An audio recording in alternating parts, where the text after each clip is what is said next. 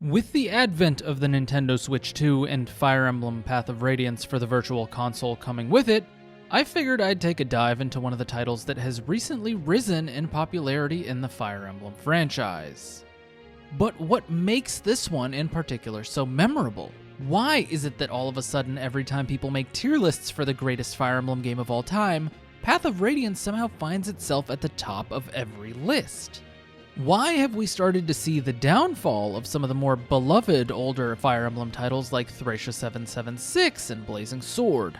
Well, I decided that, for the first time in probably over a decade, I'm gonna sit down and replay Ike's Wild Ride and dive into what makes this game such a newly crowned community favorite.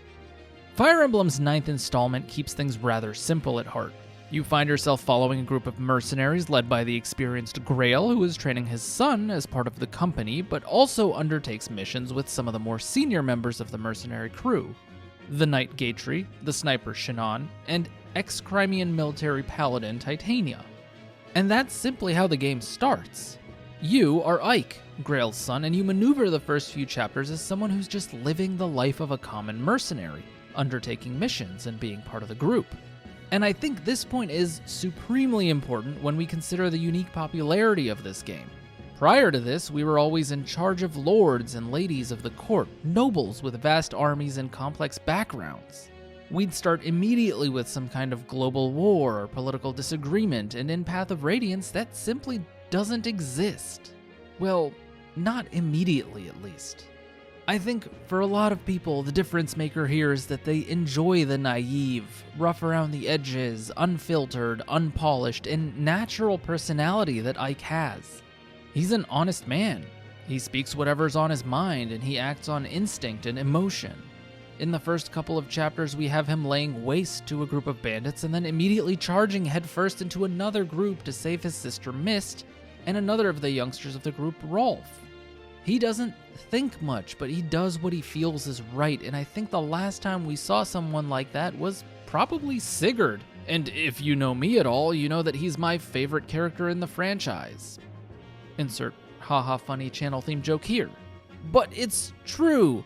Not the favorite character part, but the part where this inherently flawed main character with very relatable human emotions is now our main, well, I can't say lord, he's just our main character. And that's the major part of Ike's charm. And if that wasn't enough, Ike honestly doesn't even do much of the talking for a large portion of the game at the start. He's literally just a guy who literally exists in this plot. Grail is very obviously the guy, the leader.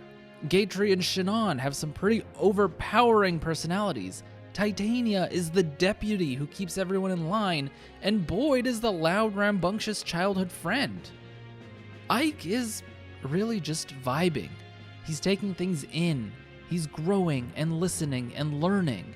It's almost as if we, the players, are learning to take our first steps in this game through Ike's eyes. We're both beginners. We both know nothing about the mercenary lifestyle. Literally, we've never played as one. And we're just learning to maneuver the world at large outside of our relatively sheltered and quiet life. Ike is very much a side character in his very own game at the start, and that's a fantastic thing. All those characters I named at the start shine brightly, and it helps develop your cast, make them memorable, and entertain a lot of ideas and opinions that make them feel like more than just your common recruitable unit that is relevant for a chapter and then never again. Heck, in Chapter 5, which is when the political plot really starts to take off, there's a very memorable moment where Grail stands there and asks every member of his band what they think they should do regarding the situation we've been thrust into. And you get an answer from each and every one of the party members, as if we're all equals, which is far and away unlike anything we'd ever seen in the series before. It was always a case of following around the Lord and leader of the army unquestionably, but Path of Radiance doesn't do that. These characters are, for the most part, their own people, with their own will, and at the end of the day, they're going to follow through with what they believe is right, which a couple of them actually end up doing. I know this game is 20 years old, but I'll still hold off on the spoilery parts of it in case anyone gets inspired by this video and wants to play it for the first time. But after a certain event in the story, you do end up losing a couple of your party members who no longer believe in the cause you're fighting for, and that presents itself as a major struggle for the party. Suddenly you've lost some of your most reliable fighters, and not only are the band of mercenaries feeling it from a story perspective, but you're also feeling it as the player. Now you have to adapt to that and shift your strategies to suit it, and all of a sudden, you have a weaker and less versatile party with which to tackle the objectives at hand. It's a major story and gameplay integration, and I'm here for it. Throughout the game, as Ike, you're also learning how to inherit the Grail mercenaries as your birthright, and you slowly get coached through managing things by Titania and Soren, who will regularly give you tips on leadership, finance, post-battle reports, and much more. It truly is quite the unique take on things, and again, something we've never truly seen talked about before. The game does a good job with pointing you in the right direction of certain things without a bunch of pop-up on-screen tutorials or hand-holding, and it's a very tasteful way of saying, hey, Ike is a noob at this, and so are you, but we'll teach Ike, and you're smart enough to pick up on things if you're reading the dialogue. At least, I hope you are. One more thing this game does amazingly is in the way it introduces its villains. By Chapter 4, you kinda know who the evil side is, and by Chapter 7, you've started to get names and faces associated with these villains. They start to become a recurring thorn in your side, and honestly, their personalities are as memorable as a dog's breath. Blink twice if you get the reference. Enemies like Petrine and the Black Knight are immediately there and will hound you throughout almost the entire game, creating a sense of pressure. And those kinds of villains are the best, because by the time you get to fight them in the end game, you've got so much pent-up frustration with them that their downfall feels that much sweeter. Except, now you have a problem because, since they've had so much screen time and been around for so long, now you have Stockholm Syndrome, and you may have honestly grown fond of them as well as their own stories within the overarching narrative of the game itself. Now, I could also sit here and try to dissect the actual plot of the game itself and tell you all about it, but I won't for two reasons. One is the obvious one, and that's major story spoilers, but the second is because this game actually has a sequel that reveals more about itself than I think the main story even does. And that's a testament to the way this game is built. You don't really feel that the story is incomplete. You don't feel that there's much that's missing unless you're really good about detecting the subtle hints that it lays down. But it does masterfully create the groundwork for a much larger tale that will be coming at you later on. You get to complete Ike's story and his support of Crimea in their war against Ashnard and Dayan. Along the way, you clash with the Laguz countries of Gallia, Goldoa, Kilvis, and Phoenicus. You form an alliance with the Empire of Benyon, and even discover the history of the Lost Heron clan and explore the deeply rooted themes of slavery and racism. There's so much to love now that I'm revisiting Path of Radiance 2 decades after the first time I played it that maybe it does deserve its spot on the Mount Rushmore of Fire Emblem games. This isn't to say that every detail is fantastic, or every character is super fleshed out, but when something as shallow as a simple conversation between Ike and Kainigus after Chapter 9 is so brief yet so powerful with emotion, regret, and curiosity, it really leaves you with quite the impression from a character who otherwise isn't really a major player in this game. And that's exactly what Path of Radiance does right. I haven't even mentioned the trifecta of Naysala, Oliver, and Rayson, who have such glowing mid-game presences that it will be forever difficult to forget those conversations. And let's be real, that theme song. Even a total dunce like Makalov can be memorable because of the build-up he gets from his sister Marcia, or the quirky Devdan.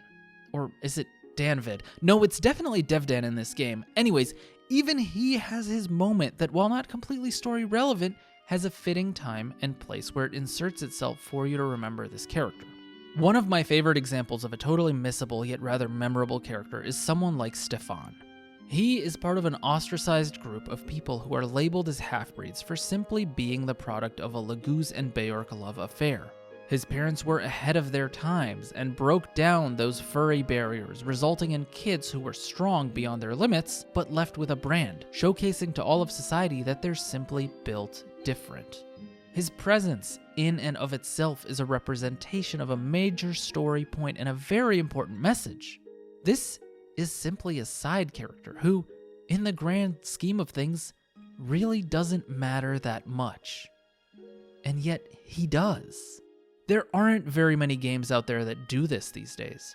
Very rarely will you get boss conversations and character interactions via Easter eggs and interconnected points that come together. But Path of Radiance does that all as early as Chapter 2 with Titania getting a unique conversation with the boss, and that keeps going. Heck, this game even has one of the most interesting yet confusing character recruitment mechanics in the series, where not only do you have to talk to an enemy unit with a very specific character, but you then have to kill them with yet another very specific character to get them to join you after the chapter. And all of that is encapsulated in that character's personality. You appeal to them with the emotional side, and then you appeal to them with the strength side, and then after that, they join. Like, what? And we've never seen that mechanic done again, and I have no idea why. Somehow, this completely unplanned script has turned into a 3-page love letter about the structure of the story and the integration of the characters of Path of Radiance, and I never even imagined that that's something I was even capable of doing. And maybe this is my younger middle school self re-experiencing one of his childhood games again, but I never really had that deep of an attachment to Tellius in the first place. And that brings me back to why this game is so memorable. It's because the cast keeps you coming back. The story is always enthralling, and there's almost always another layer of things to find and discover. It's honestly part of what made Three Houses so popular, since despite the lack of a true 3-story route split with completely different paths, every playthrough allowed you to use a new cast, see new points of view, and tackle different plot points. And while Path of Radiance doesn't do it that drastically, it's one of those games where you'll go back to it and learn something new every time. This game respects its players greatly. It respects your intelligence and your time. It was the first time we got 3D animations, and while a common complaint is that the combat is extremely slow, if you're playing through it for the first time, I don't think this will be too much of a bother to you. But yeah, for subsequent playthroughs, even turning off the animations has combat taking a long time, and yet we still love it. The gameplay also respects you as a player because for the first time in a hot minute, the skill system is back. In this game, you have a set amount of space, and your characters gain scrolls throughout the playthrough from hunting down specific enemy units, stealing, or finding them in chests, and you can assign those scrolls however you see fit. It allows you to diversify your units and make builds that let them do things they otherwise couldn't do. Sure, it doesn't have a completely free-flowing class system, but it doesn't need it. For a generation that was generally unfamiliar with skills, considering that in 2005 it was kind of hard to play a Fire Emblem through methods outside of legitimate ones, this was revolutionary. It added a layer to the game that we'd never seen before. And not only that, but now we had an entire base convoy system where we could manage our supports without having to grind them out turn by turn like the GBA era. And we could also view optional but relevant conversations adding into the world building around us. The shops weren't anything new, but the forge was also a nice touch. Now, the maps themselves I think were actually well designed for the most part. It's really hard to talk about map design in general terms, but overall there were very few real duds in Path of Radiance, and for the first time in a Fire Emblem game it actually rewarded you for completing maps efficiently with bonus XP. That Chapter 10 stealth chapter, if you do it fast and don't get caught, you get a whopping 1000 EXP to distribute among your party however you see fit. That's almost 10 levels you get to give your favorite character if you want, or distribute it among your party however you see fit.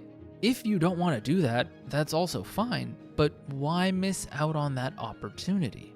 We also had a great variety of objectives with route, defeat boss, seize, 2 defend maps, and a few escape chapters, and did I mention that was all within just the first 10? Really making the game feel diversified and well thought out.